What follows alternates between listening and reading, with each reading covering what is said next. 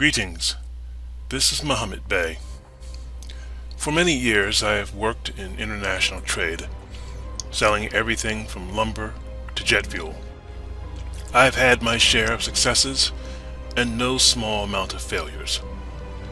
This video is about the experiences and tribulations I have encountered while attempting to close deals, and about the unique internet-based phenomenon that leads people to pretend they are things they are not, to try to do jobs they cannot do, to insinuate themselves into matters about which they may know little, a subject which I have spoken about before at length in my earlier videos, a phenomenon known by many names: fraudsters, scammers, imposters, but best known by its most famous and infamous title, the Joker Broker.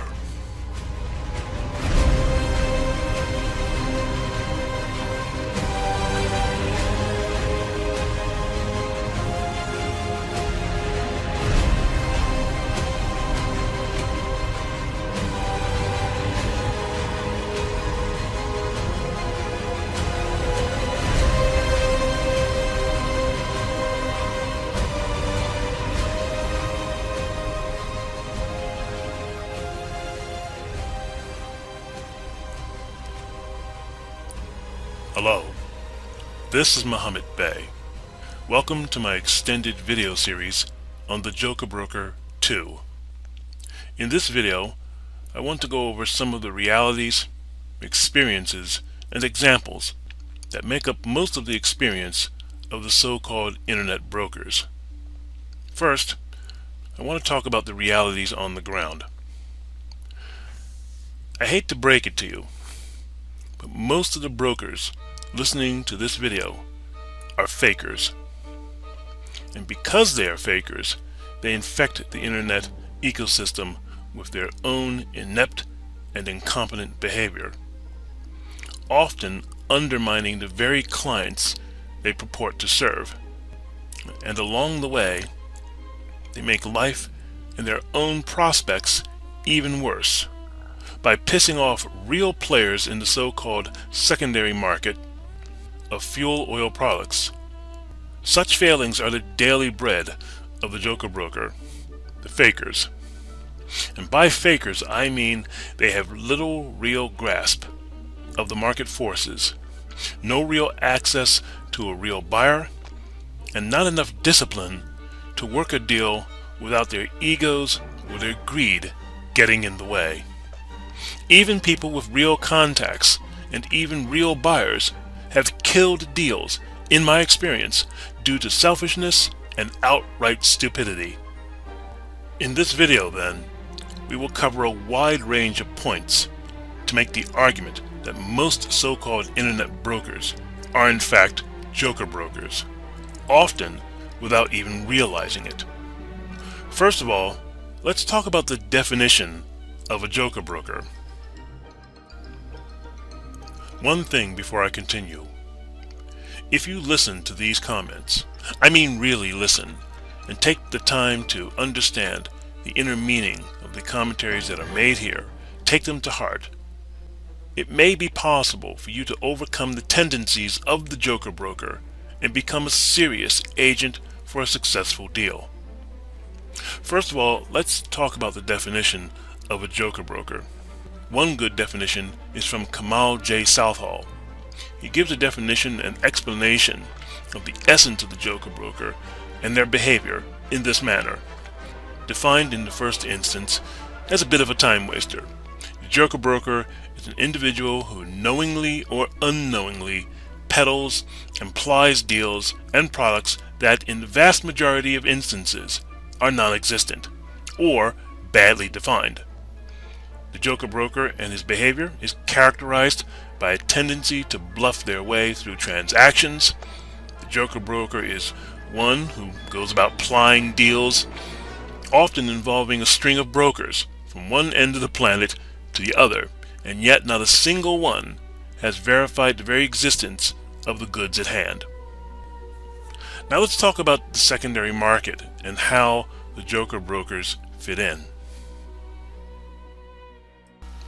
Probably the most fundamental and central factor which accounts for why most intermediaries involved in the so-called secondary market of oil are generally not able to and do not close any deals or earn any income or commissions as brokers or agents even after several months or even years of peddling their oil products could be simply condensed into one broad term, namely the powerful and pervasive grip that the joker broker mentality has come to have on the brokers and agents, most of whom today are merely internet-based brokers and agents.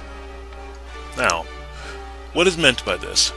Put simply, many brokers and agents are driven and limited by the fact that they simply lack the training or the knowledge in the fundamentals of international trading, and by the fact, in today's internet era, that their only knowledge, that their only qualification for assuming the mantle of being a broker in the first place in the oil business or any other area is simply that they have access to the internet and the computer.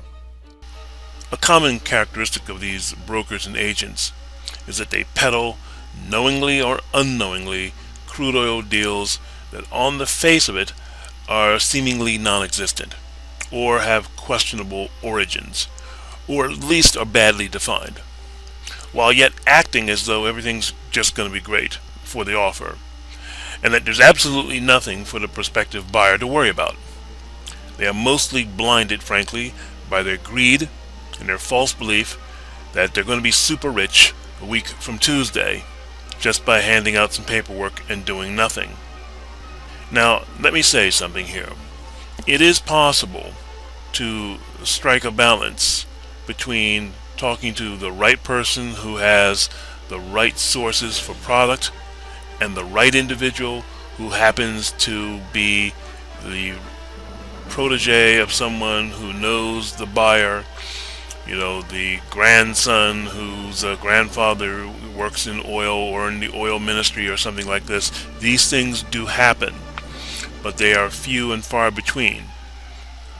Above all, you have to understand that in most of these cases, the people who are calling themselves brokers very often believe what they are saying, but what they are saying is often simply not true.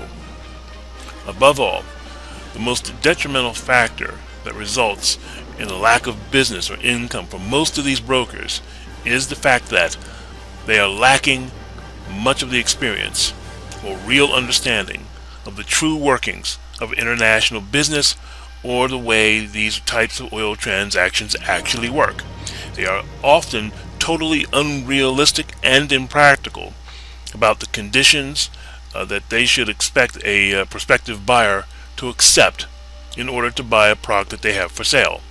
That is to say, they often present the deals or the proposals in such an impractical and unworkable and outrageously unreal way that a legitimate buyer can't accept them in the first place. This is where I come to the point where I want to talk about holding court in the street. What do I mean by that? You have a lot of brokers who, unbeknownst to their actual buyers, try to manage the situation, who try to affect changes or order the affairs of a transaction without telling the would-be buyer what they're doing, or expecting the potential representative of, say, a refinery, for example, to yield to their demands. And very often they are demands, as if to say, this is it, this is the way we're going to do it, and so forth.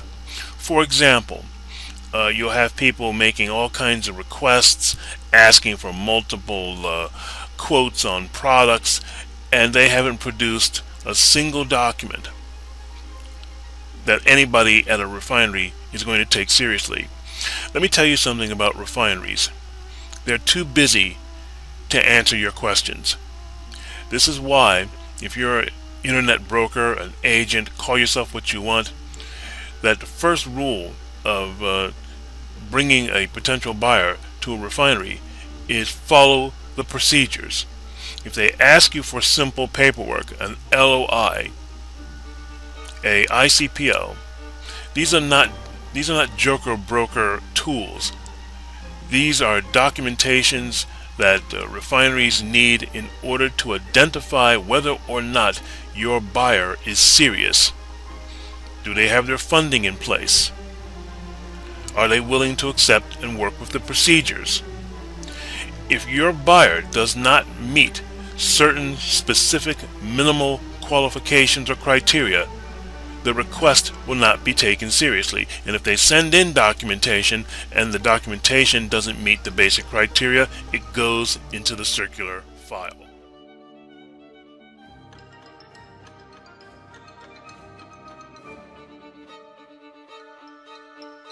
In this segment, I want to discuss what oil brokers actually do.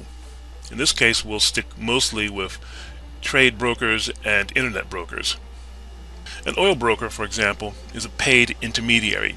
They usually arrange transactions involving the purchase of crude oil or derivatives thereof, such as jet fuel, EN 590, or D6. Many brokers are licensed security traders, and some brokers work at market exchanges, and others simply conduct remote trades over the telephone or over the internet. As with most brokers, many of the people involved in oil trading have college or undergraduate degrees. Investment companies often recruit college graduates who complete degree programs in topics such as finance to work as brokers. Some companies tend to hire people who have completed postgraduate degree programs in mathematics or related topics, since these individuals can be capable of making quick calculations involving large sums of money and big quantities of oil. In other instances, brokers are high school graduates who rose through the ranks of an investment firm, performing well in more junior sales-related roles. Typically, brokers have to attend regulatory training classes and then pass a security license examination before they can begin trading. Regardless of academic credentials, an oil broker must have good sales skills and good organizational skills. Like other security traders in many cases, an oil broker is paid a commission. Additionally, many brokers supplement their earnings by investing their own money into the oil market. Now, these brokers use their knowledge of the industry to try to make money by buying and quickly selling barrels of oil without ever having to take possession of the commodities themselves. Brokers who generate money in this manner are commonly referred to as speculators. The learning curve. In closing, let me say this. Part of the journey that a would-be internet broker needs to experience is the need to let go of the things that they want. Only then can they attain them. So many deals have been lost in my own experience from people who were too desperate to do a deal, or thought they could use their superpowers of being the smartest guy in the room or the strongest guy in the room, only to discover that this is not the way. Too many people simply get in their own way. Some people talk themselves out of the deal as the deal unfolds. Others try to hijack the deal and exclude others, only to ruin the prospects for themselves and everyone else.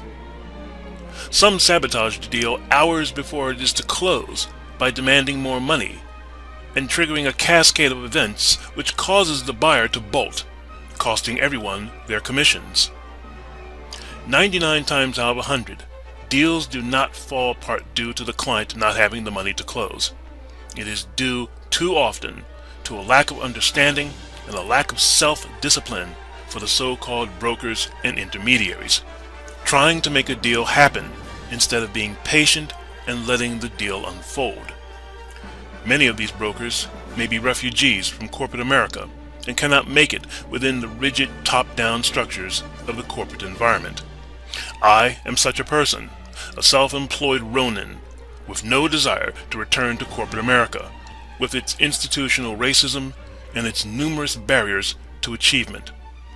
A trade deal done over the internet or in person is full of divergent personalities.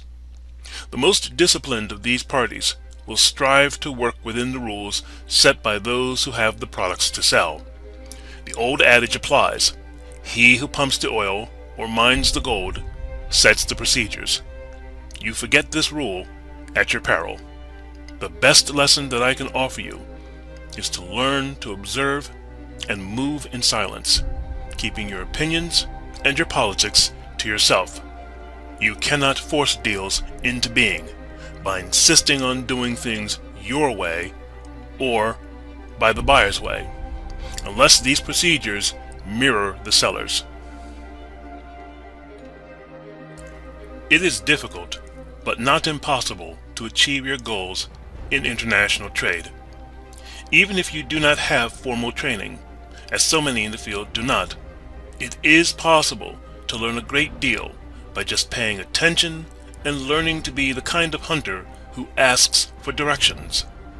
Changing how you operate, more as a networked team player instead of a lone wolf, will aid you in your search for opportunities that you seek.